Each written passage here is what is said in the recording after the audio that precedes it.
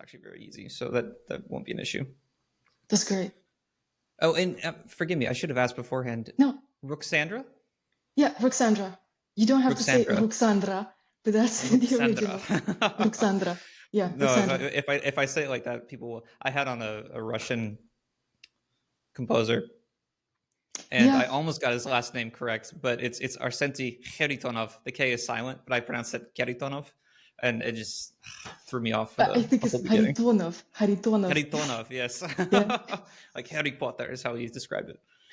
And what is Dracomania? Ruxandra of Dracomania.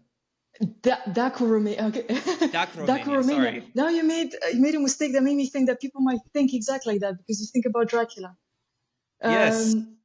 It's that's actually exactly what I thought. Okay. Yes. It's well, what is it's from Dacia. Dacia or Dacia in Latin is the name for the Roman province of our ancestors, the Dacians. So the Dacians are the ancestors of modern day Romanians. And Dacoromana, there's also a term in Latin to describe the Romanian language later on. So I thought this is really fitting to my view and what I'm drawing, because it's Dacoromania, it's the Roman province. Romania is actually the Byzantine Empire. That's how they called their Eastern Roman Empire, Romania. So I thought that's a really nice Dacoromania. That's very cool. So, all right, I'm very much looking forward to this episode. Thank you again for your time. No, thank you very much for having me. Ruxandra, welcome to the podcast. Thank you very much. Thank you very much for inviting me. I'm very excited for the questions and very much looking forward to it. For me as well. Would you mind, just for people who are unfamiliar with you and your work, giving a little history about your backgrounds, what it is that you do, and how you ended up as an artist? That's a very long story, and I will try to make it as short as possible. So I do not do art professionally. I'm starting to do it more professionally now, at least in the past 2-3 years. My background is in geoscience, geography, and then geoscience. This is an interdisciplinary field. I'm writing my PhD thesis. I'll be finished in 2.5 months from now. But art has always been something that I loved and pursued since I was very small. I think I've been drawing since I was about 3 years old. And I actually never studied art systematically. I never studied it in school. I never went to any art school at all. And I could say that I almost abandoned it completely for maybe 8 years or so. I didn't really think about it. I thought this is not in my future. Until maybe about 2019, 2020. And I had this almost like a revelation. Yeah, some sort of revelation. And I was thinking, I love art. I miss it. I feel like I need it in my life. And somehow I had this vision. It sounds a little bit morbid, but it shouldn't be at all. I was thinking, if I die tomorrow, I don't want to regret not having pursued art and not having known what I can become as an artist. So I had this overwhelming thought, actually, which made me study art voraciously, and I really did. I spent the evening studying everything I could find, and I already had a good kind of basis for where I should go and look for resources, because I grew up looking into Russian albums. I always loved Russian art. I loved Russian academic art, and that was to me my golden standard. I wanted to get there somehow. So I started to look for resources online. I know a little bit of Russian, so that helped me a lot because there's so many tutorials in Russian. And you can find manuals from the Repin Academy, the High Academy of Arts in St. Petersburg, and you can download a lot of resources for free. And then I found a platform, an online platform. It's called New Masters Academy. And I followed some courses from them. I even worked for them as a teaching assistant last summer. And I'm here. I'm here doing what I always wanted to do in art. It's mostly historic illustrations, everything that is inspired from a very specific segment of the past, of the historical past. So that's and you condensed. Mm. And your work has, I don't know how recently, but at least within the last year, last year it's January, but last year recently on X, you've amassed a following rather quickly, posting your artwork. Yes. How Yeah, did that it, come it about? is surreal. It is surreal. My husband insisted that I should start an X account. I wasn't considering it. The reason was that I was on Instagram. I've been on Instagram for many years, and it kind of plafonated. I met amazing people there. I made great friends in the art world. However, I didn't have any growth, and I was just doing art for myself in my free time, trying to learn it. And then I started X. I started it in, I actually don't remember because I started the account way before I became active. It was idle. And then I think it started in May. I had an abrupt growth in May last year. It was such an abrupt growth that even when I think back about it, it was scary. It was scary because I did not expect that kind of exposure. I did not expect to have the kind of people that I met to write to me and ask me to do commissions. And yeah, it's been growing ever since. It's been growing ever since. And last year was very surreal for me for so many reasons. It was, yeah,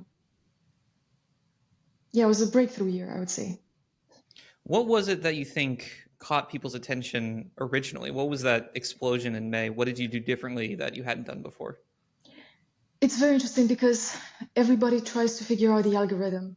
There is an algorithm, and there's also the element of posting something at the right time, at the right context, at the right hour, even. And it was an overlapping of, let's say, events. And I remember that it started with me interviewing Glenn Vilppu. We talked about him. You watched my interview with him, who's one of the greatest art teachers in the world today. It was amazing to have that opportunity. I interviewed him. I launched the interview on my YouTube channel. And then someone who just found me, who's an art teacher from the United States, he, to my surprise, he made a small review of my drawings. And then I recorded that. And then a friend of mine who's an artist, he also retweeted or quoted my latest post. And it was kind of a snowball effect, I think. I think that's what triggered the exposure. And that attracted a lot of people. And you have momentum, you gain momentum on social media platforms. And that's how it works. And then sometimes you have periods of plafonation, you just plafonate, you stagnate, and then it grows again. But I think that's what triggered it, because I took notes. It was so unprecedented that I thought it has to be these three events.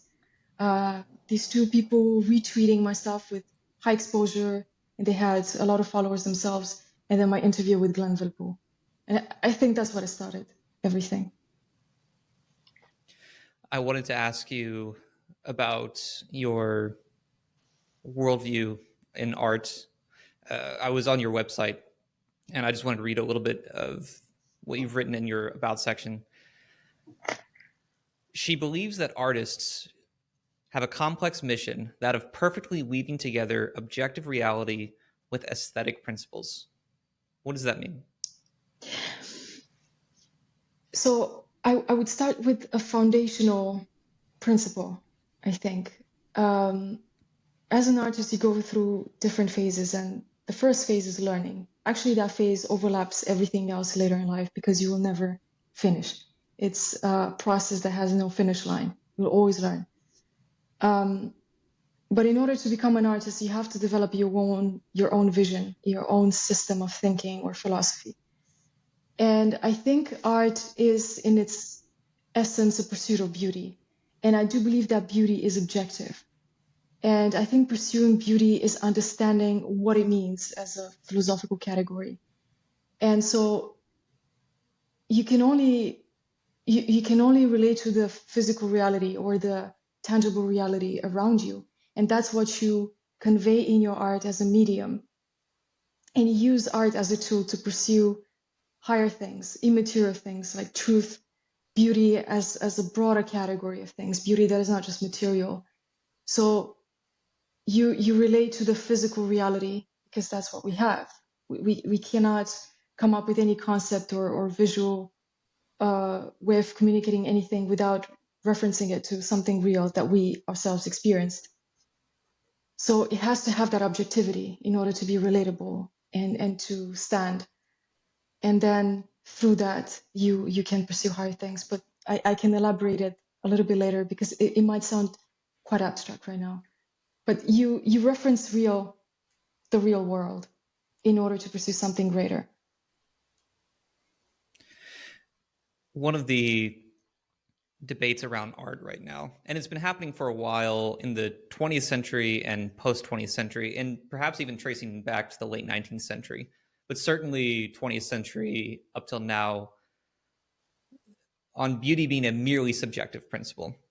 And we can get into the nuance of what that means to be merely subjective versus subjective in the sense that we experience things through our sensations. But more broadly, I wanted to ask you, should art be beautiful? Yes, it should be beautiful. I think this is one of the primary end goals of art, I think. But beauty can be misunderstood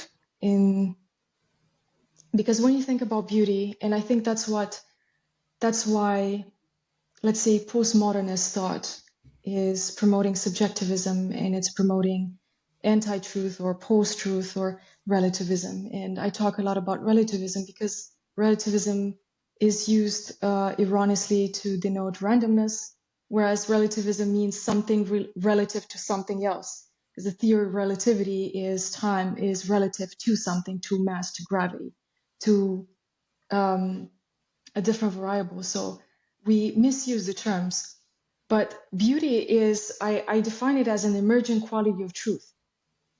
Beauty is obviously manifesting to the material world, but we can talk about a thought that is beautiful, an idea that is beautiful, or an act that is beautiful. So we have the beauty of the soul, the immaterial part, and then we have the beauty of the world surrounding us. And it is almost like a truistic statement to say that the beauty of nature is objective because it has mathematical rules of proportionality, it has rhythm, it has the part-whole relationship. You know, you talk about fractals, we talk about the Fibonacci sequence, the golden ratio. We see these things in nature first, and then we extract them as abstract concepts and we apply them in the field of the arts. So they exist already in our environment. And so I think beauty is objective, but it's a broader category and we cannot define it exhaustively. We cannot say beauty is this and give it an exhaustive definition. Because I think we have to pursue truth first and foremost. And then from it, beauty becomes an attribute of it. And I hope I wasn't too abstract. No, not at all. One of the things that I try to do on this podcast is think about who is listening to this, and to people that accept that we don't exist in a merely material world. What you said will resonate. There are, however, on the other end of this, let's call them the atheistic, agnostic, intellectualist, reductionist individuals with this sort of predisposition towards an allergy towards this idea of a universal concept of truth and beauty. So what would you say to somebody who doesn't immediately accept I'm trying to think of a good way to word this, who doesn't immediately accept the presupposition of an objective truth, beauty, and goodness outside of the subjective experience? It is a difficult conversation sometimes because when you have a conversation, the person you are addressing needs to be pursuing the same thing as you do, which is the truth. So in order to have a good and productive dialogue, both parties need to be open and honest in their pursuit of truth, because ultimately that's what you want to find out.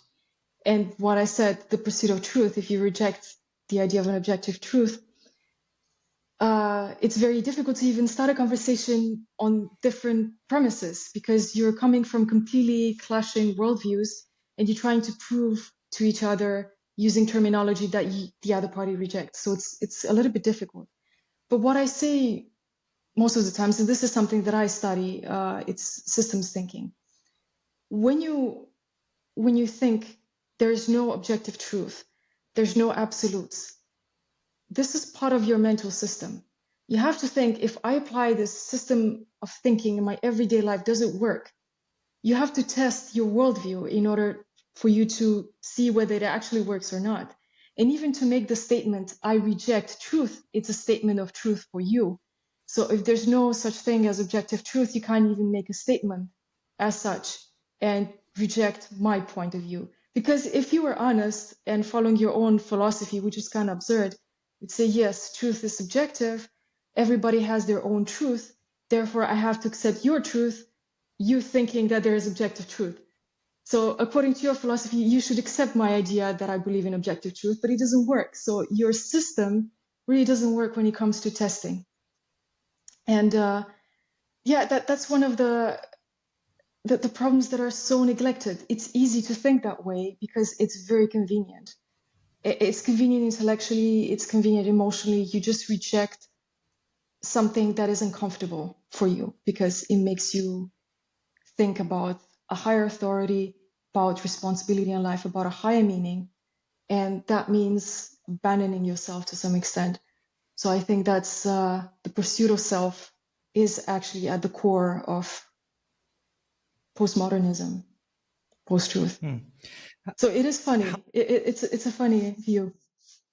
It does. This is a conversation I have often with many of my friends in academia, and in academia, especially in America, there's a very wide spectrum of beliefs and attempted applied philosophies. The one that you've articulated is not currently common within at least the American university system. I don't know how it is in Denmark or Romania or any of these places, but in America, and you see this reflected in a lot of the art that we have, it does reflect this sort of beauty is whatever I want it to be. Art is whatever I want it to be. The Duchamp urinal, Yes. the Manzini can of feces, things like this.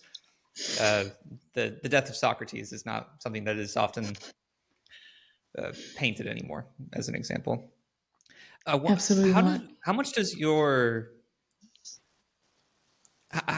your Christian background apply to your worldview in art?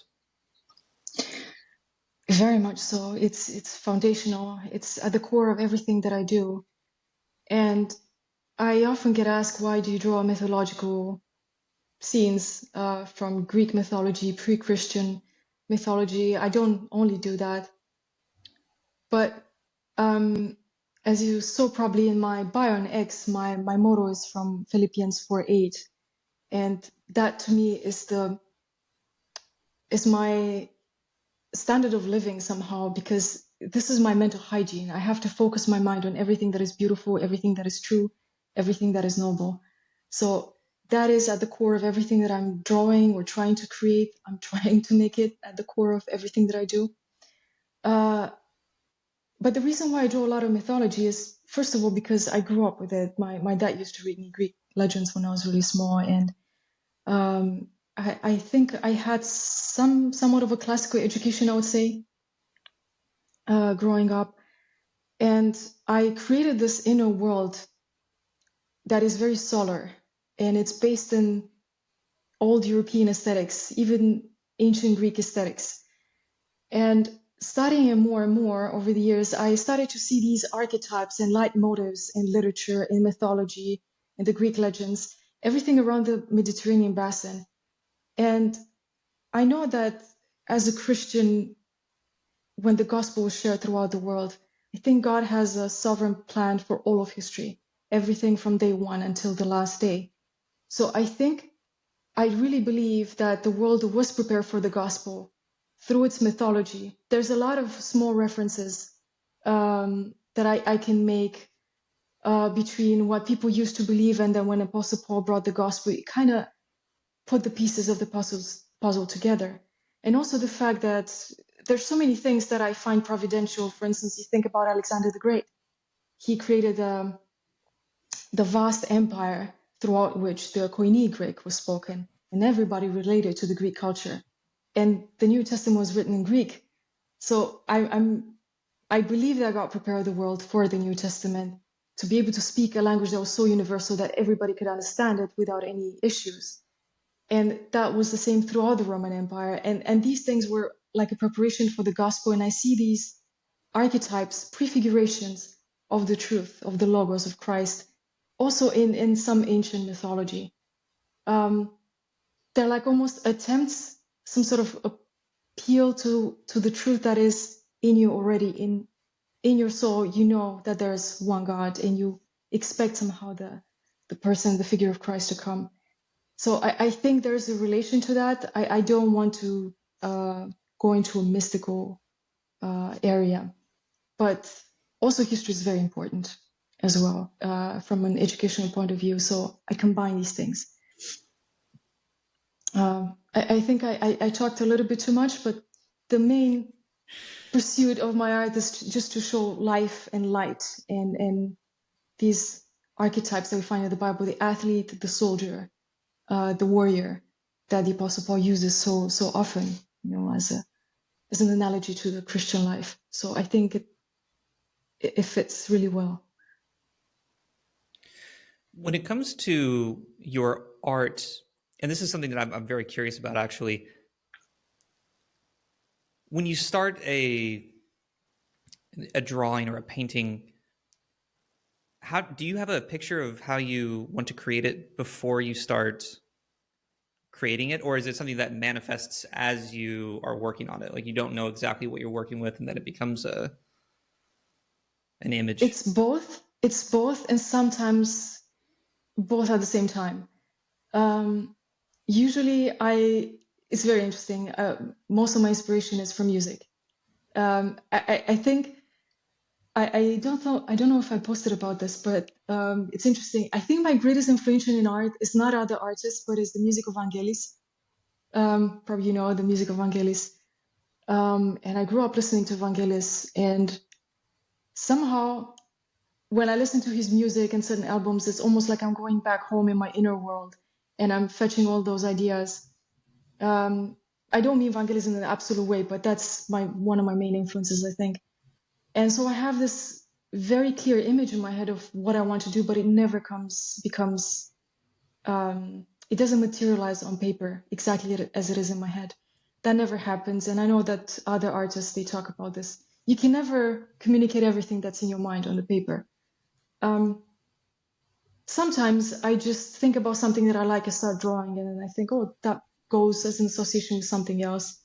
And I just build up a composition. But that's how just do you know about when it. a piece is done? How do I know when a piece is done? Yes. I wrote about that in an interview, and I really liked. There's an instructor, Russian academic drawing instructor, Ilya Mirochnik, and he said that a piece is done once you have said everything there is to say about that subject. And when you communicated your main idea, I think you have to stop, because the great danger of over communication is there, and overcrowding it, and that's really bad. You have to remove all the distractions from a composition and make it simple enough for it to be exactly how it should be. But I have this thing, and I always recommend it: when you feel like you need to correct things, you have to stop and put it away for a couple of days, because you reach a critical threshold where you can ruin everything. And how do you know when you've hit that threshold? It's a long journey. It's knowing yourself. Usually it's when I become irritable. I become a little bit irritated, and I think, I don't like this. I made a mistake. I hate it. I don't like it. For me, it's very intense. I feel like I hate everything that I've done. So when I reach that level, I know that I should. I'm sorry? I'm going to ask you a very plebeian question, so I apologize. I'm Please exposing do. my ignorance. when you make a mistake in drawing, as I say this question, it sounds stupid in my head, but I have to ask: No. Can you just erase the mistake and go back and correct it? Not if I work in ink. And I think that's why I love ink so much, because it's a permanent medium and it forces you to make a bold statement from the very beginning. And it teaches you hand control. It teaches you to not to overthink, but also to plan ahead. So, but the thing is that the more you do it, the more you learn how to correct things. You can draw things around it. And I think when you make a mistake, try to do everything possible to incorporate that mistake into the composition and make it work. Try to make it work. Don't abandon a piece because of a mistake, unless you spilled coffee all over it or something like that, to that extent. Do you have any works that you've created where you thought it was a mistake, and then as you worked it into the painting or into the ink, you realize, oh my gosh, this is actually great. I'm going to keep this. Yeah, I think I do it all the time. It's it's all the time. It's a continuous inner dialogue.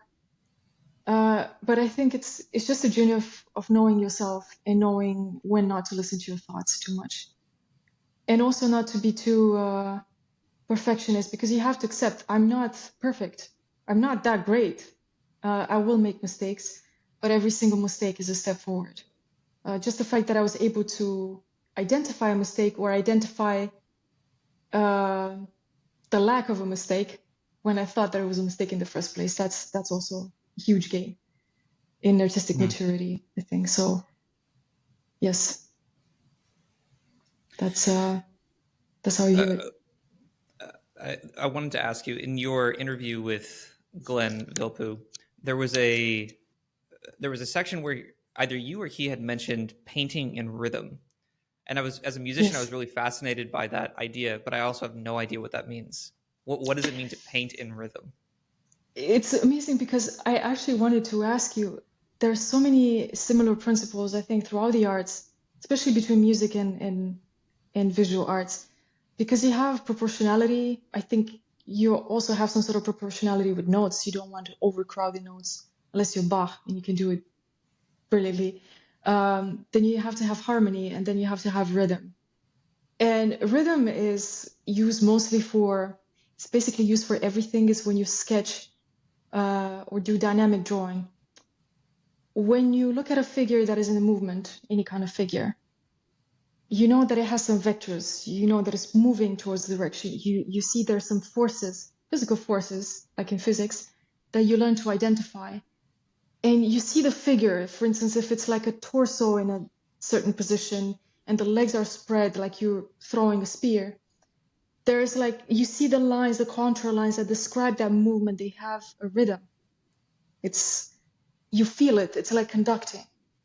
I think this is a good analogy, like conducting when you draw it fast, because you see the lines that define that movement and define the figure, and you focus on those lines. You do not copy the outline of the figure. You just identify the forces, and everything moves with the rhythm, the cadence of running, the cadence of walking. And that's relative to gravity, the center of gravity of a figure. You have to think about these things. It sounds a little bit too much in the beginning, but the more you learn, the more it becomes intuitive. And your brain is able to identify these things naturally.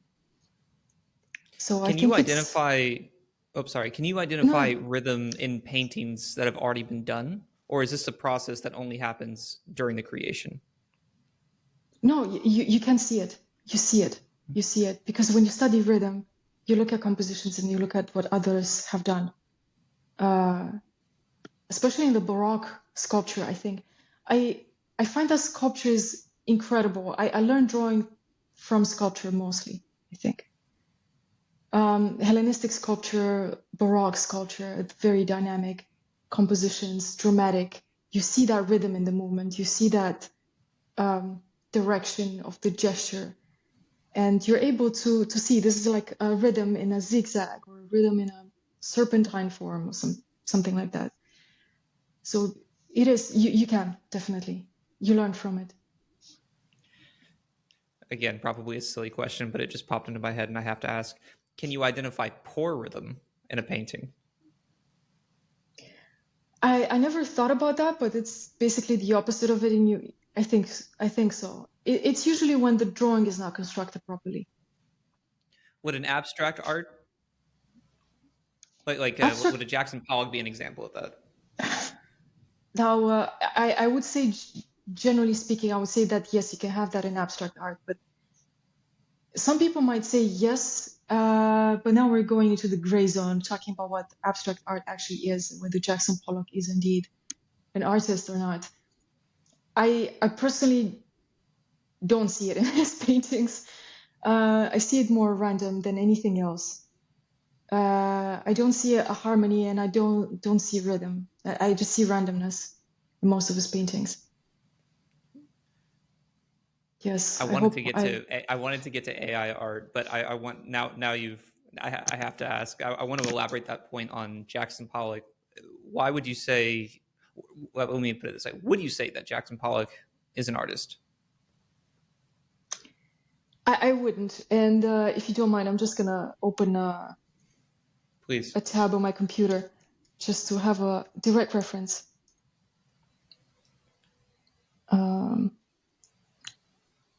So if you look at Jackson Pollock's art, some pieces you might argue they have some sort of coherence within the strokes. So when I look at a piece of art, to me, it has to have some principles of operating.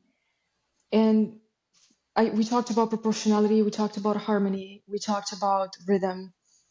And I think there has to be a purpose and a meaning that can be decoded, not descriptively, but you look at it and it stirs your soul in a way. And there has to be coherence between the elements and coherence of colors. And to me, his art is incoherent, I would say. And I don't want to sound arrogant in any way, just I don't see any coherence. To me, it's stress. It's stress, it's not order. It's not natural. It's very random. It's just randomness. And it's not constructive, it's deconstructive. So I don't know how he draws, because I have a different view. I like abstract art, and I think there's very good abstract art. And abstract art exists since ancient times. That's a whole different subject. But it has rules of geometry. It's repetitive in a harmonious way. It reduces shapes to their essence. Somehow you can still decode something as pleasant. But this is stressful for me. It is stressful. It's stressful to look at his paintings. Can abstract art be beautiful? Yes, I absolutely think it can be beautiful. It can be beautiful. And I think the bad name of abstract art comes from what happened in the 20th century. Because anything that defied the establishment, so to say, in any possible way, that there's so much creativity in deconstructing everything that was built in the past. And if your focus is on deconstructing something instead of constructing something, then you're not going anywhere. You don't have an ultimate purpose. You don't have an end goal. So it just becomes random. And art became just about anything. If you call it art, then it's art. And if art is just about anything you call art, then art is basically nothing. Because you cannot differentiate it from anything else. It's just random. But if you look at ancient pottery, Paleolithic, Neolithic art, if you look at the anthropomorphic, zoomorphic figurines, they're very beautiful. And I'm thinking about many ancient cultures. I like to collect ceramics. All the floral abstract patterns on ceramics, that's abstract because it's not copying reality, it's looking at it and extracting somehow its essence and representing it in a geometrical pattern. So it has this pattern, and it's easy to read it. That's what children do to some extent. and that's beautiful. But Jackson Pollock, he does not extract things from reality. He doesn't make an abstraction of something that is already there. He just makes something random. So yeah, that's what I would say. If you don't mind, this has been on my mind for some time, and I've been mulling over this idea. It was a positive spin on Duchamp's Urinal, and the example that was given was in the form of Elvis Presley's guitar. And I'm going to loop this back to Jackson Pollock, and I want to get your input on this. But the idea is that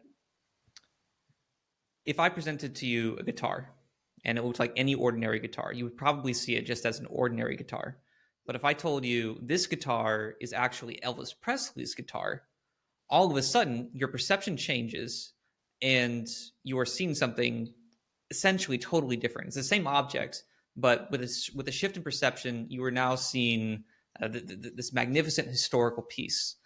The positive spin that I heard on Duchamp was that with his Urinal, what he was doing was actually genius. He was pointing out that the thing that we call art does not actually exist in the piece itself. It exists somewhere else. It's an immaterial idea, essentially. So whether it's whether it's the idea of the urinal, whether it's the idea of Elvis Presley's guitar, whether it's the idea of whatever abstraction Jackson Pollock was trying to manifest, the art itself is not directly tied to the object. What are your thoughts on this?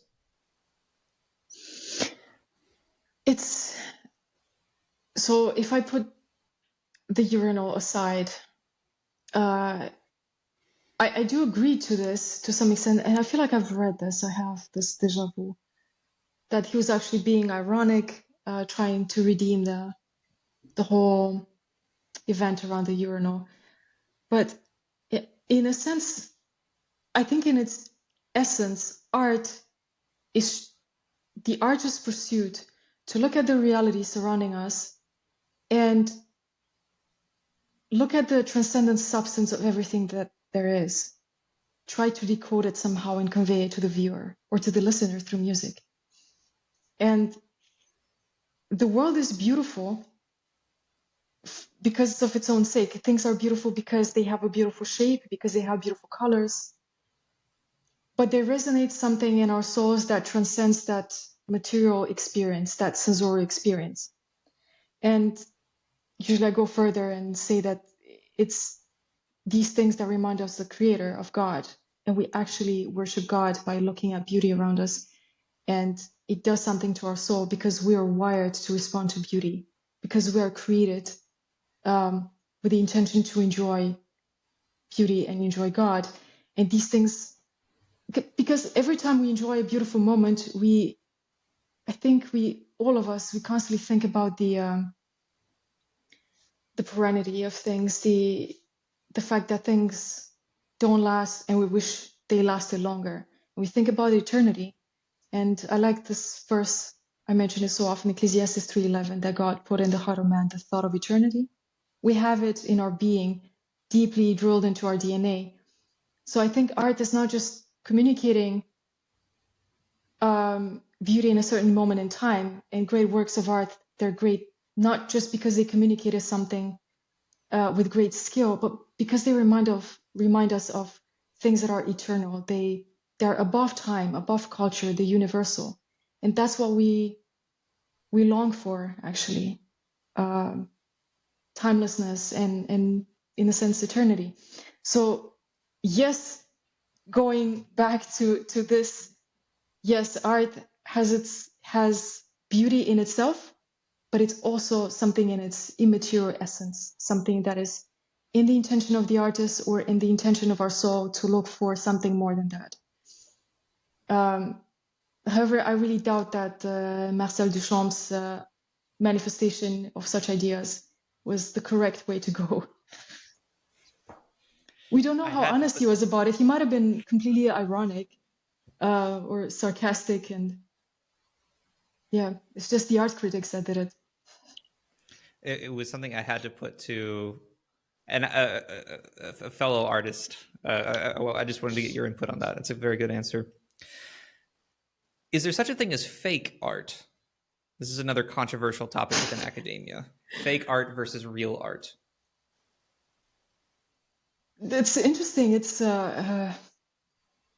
so fake is when something tries to imitate something,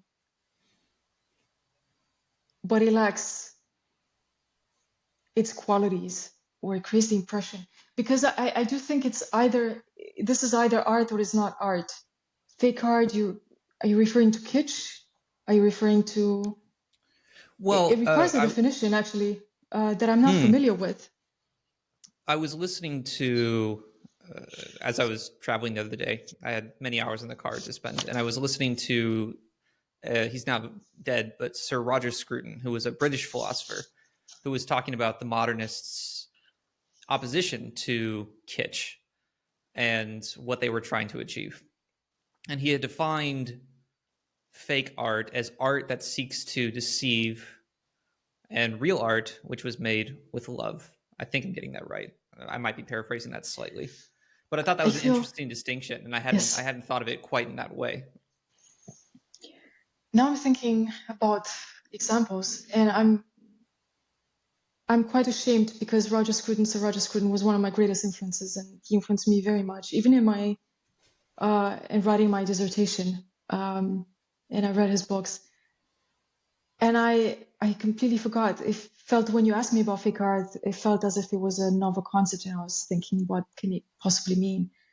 But yes, so I guess it should incorporate kitsch as well. And I think to some extent AI art, to some extent, is fake art. To a great extent sometimes, because it's basically sampling other artist styles. It's sampling things and bringing them together. However, there's some good things about AI as well. So yeah, I think you have to have, as with everything, you have to have a good comprehensive definition of the principles of art. You can't have a comprehensive definition of beauty. Beauty is this or is that, and that's it.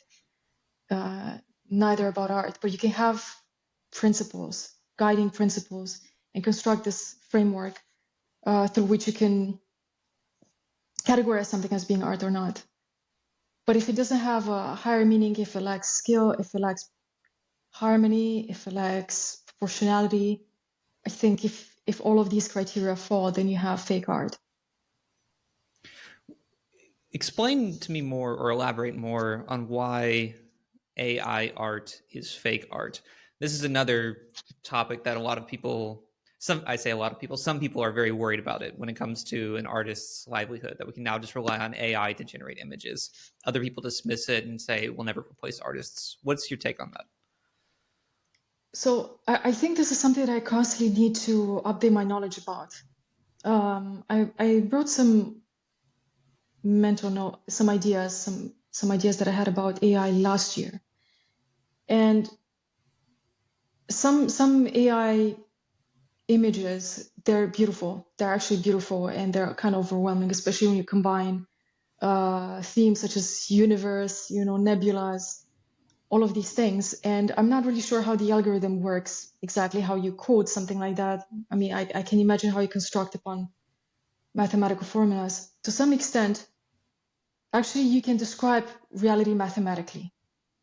Almost everything surrounding us, we are able to describe mathematically, because it abides by the rules of proportion. We have the Fibonacci sequence, fractals, these repetitive shapes. And that's why things look beautiful, because there's this harmony that we're wired to notice, and we ourselves are built in a similar way. And so you have a mathematical formula. If you put it in a program and it's able to reproduce that, you get things that are in real life and they're pleasant. But there's another layer. When you want to create an image, you sample things that already exist, that other people have created. So in a sense, I do agree with many other people that is plagiarizing. You can create images in the style of this or that artist, but nobody forces you right now to declare it's inspired from X, Y, Z. So you're just copying. There's no agency in it. which is very important in art. I think you require agency, some sort of teleology and a higher purpose, an end goal of your art. And you're basically sampling from the works of whatever is available online. And it is cheating to some extent. And it's also creating this, because I'm seeing, especially in the faces, physiognomies, it's a very modern aesthetic. You can so easily identify it's the last 5 years. That's what people want. These are the elements, the certain parts about the face that are very telling. A certain type of nose, a certain type of mouth, lips, cheekbones, everything. And it's repeating this idea of beauty because it's just merely sampling what it is on the internet. And it's not really creating something new. It's not critical. It doesn't contribute in any way constructively. I guess it's useful when you want to generate images for a certain purpose, like an educational purpose or just for fun. But there's a lot of things that we need to think about, including from a legislative point of view, from a legal point of view. Things are not yet in place, and we release this technology without knowing its implications. And that's very scary, actually. It's quite scary. From a legal point of view, not to mention other reasons. Yeah. We asked if we could. We never stopped to ask if we should, something like that. Yes. Yeah, Michael Crichton. Exactly. Yes. I'm glad you got that reference. I want to challenge, just to be a contrarian for a minute, challenge this idea of AI sampling, because one of the arguments that goes against that, especially for people who would say that we as humans don't have free will, we are subject to the forces within us that we have no control over. We're merely aware of these things. So when you say AI samples other artists, how is that different from you studying an artist, imitating that artist to learn, and then forging your own style? What's the difference in the process? So this is quite debatable, and I think it requires some time of thinking and some time of studying. There's a lot of things that instinctively feel bad about it, and of course, when you study an artist, copying is not bad. I think copying is the way to learn. You cannot disrupt yourself from this continuum, this continuation, this long artistic tradition. You can just add something to what was already there. But there's no agency of the artist. There's no intention of why I choose these specific things to come together and form this composition. So the part-whole relationship has to be somehow intrinsically motivated by an intellectual process, by the intention of the artist. And here, I think it's very hard to talk about things if you are purely materialistic. Because if you're purely materialistic, you can easily lose the argument. And it has become a matter of worldview somehow. It's very, very important. Where are you coming from? Are you a positivist? Do you think everything is reduced to the matter? Is reduced to matter? We're just some sort of amoebas floating in a deterministic, chaotic universe? Or do we have some sort of agency? And this interface, the digital interface, sometimes is really unnecessary. As you said, do we actually need it? What is its final purpose? And I think some things are innocent, but the potentiality of them becoming something quite destructive is already there. And you have to think long-term. What are the long-term implications? We have to finish that argument. Yes, now it might be nice. We can replicate Ilya Repin's style or Valentin Sarov. These are my favorite artists. And generate some things, and it's really fun. But what are you going to do with them? Are you going to sell them on the market pretending they are originals? Are you going to tell people that you made them? What is the end purpose of this? So I think it's how you use this, that this is what determines whether this is good or bad.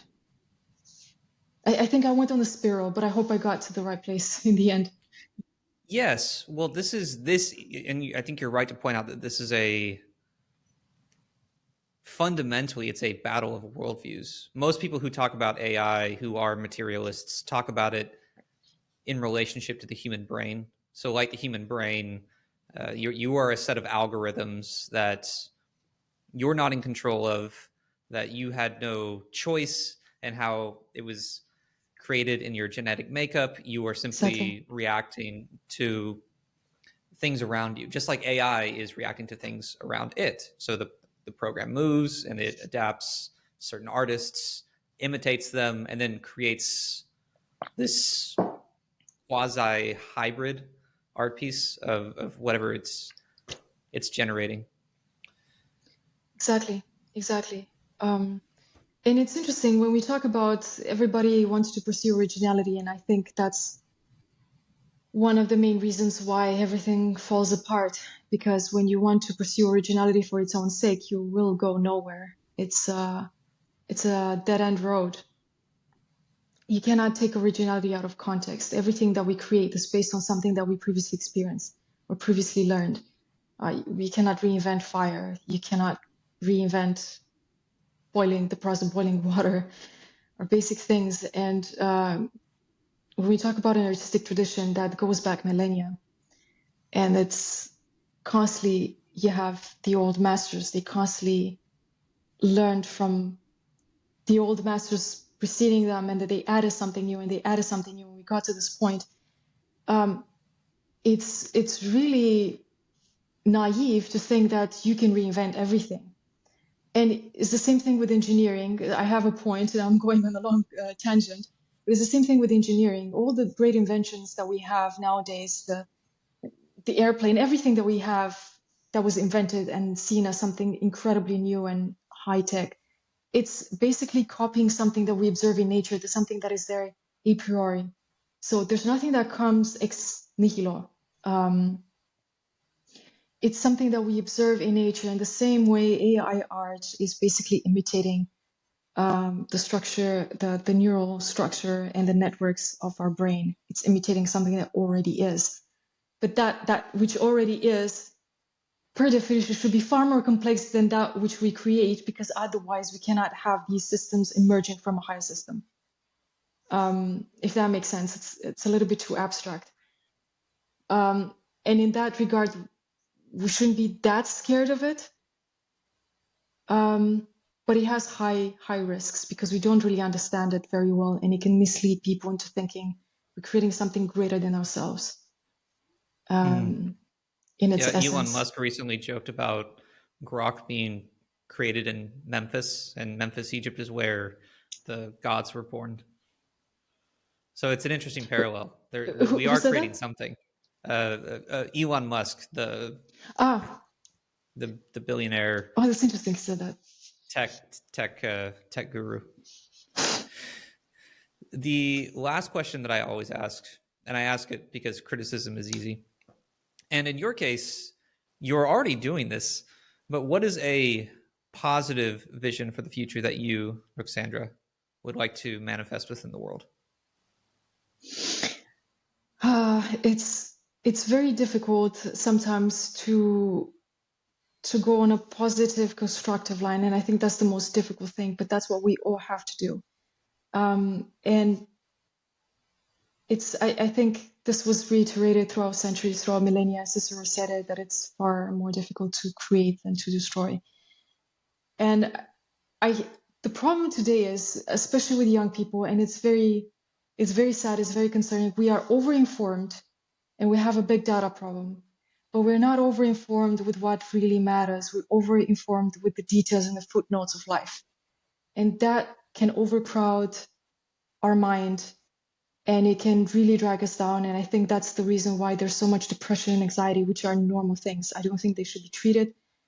Sometimes they should be treated, sometimes a biochemical imbalance, but most of the times it's just a very realistic observation of reality and understanding what are its implications. And I think if you have a heart, you will be depressed and anxious. Of course, if you have this horizontal worldview, it's very you're going nowhere. It's very depressing. It's this fatalistic idea that will overwhelm you in everything that you do. But if you have this verticality, that if you realize, yes, the world operates in harmony, actually, things around me, they must have had a beginning. There should be a God. I should pursue God. I should pursue truth. And if you have that vertical view of things, then you're open to a lot more. And so what I'm trying to do is not falling into this temptation that everybody does, especially on X of all social media platforms, is just picking up bad examples and throwing them in your face all the time. Look what this person did. How can women be like this? How can men be like this? What happened to artists nowadays? What happened? We're billions of people, 7.5 billion people right now. Not everybody is like that. There's so much good in this world, but we don't see it because it's clouded by evil. And evil will always be manifested. And this is a constant, unfortunately. Human nature will always be the same. But just focus on what is good. We have so much good available. All the great things, at least in art, are not lost. They're available for us to look at, enjoy, and pursue. And there's a lot more people than you imagine pursuing the same things as you do. And through X, I met incredible people. I met people that I wished. I was thinking last year that I met people that I wished they existed, but I thought they didn't exist somehow. And they are in high numbers. So don't be optimistic in a naive way, but be hopeful for the future, and do your part. And the more you do, the more goodness you'll find, the more beauty you will find, and that's very, very rewarding. Ruxandra, thank you so much for your time. Well, thank you so much for having me. I hope I didn't go on endless tangents, and I did manage to answer your questions. No, it was great. I think people are going to. There's a lot of wisdom that I think people will pick up on. It might be hard for some people to listen to, but I think it's great. Thank you. Thank you so much for having me. It was a great pleasure.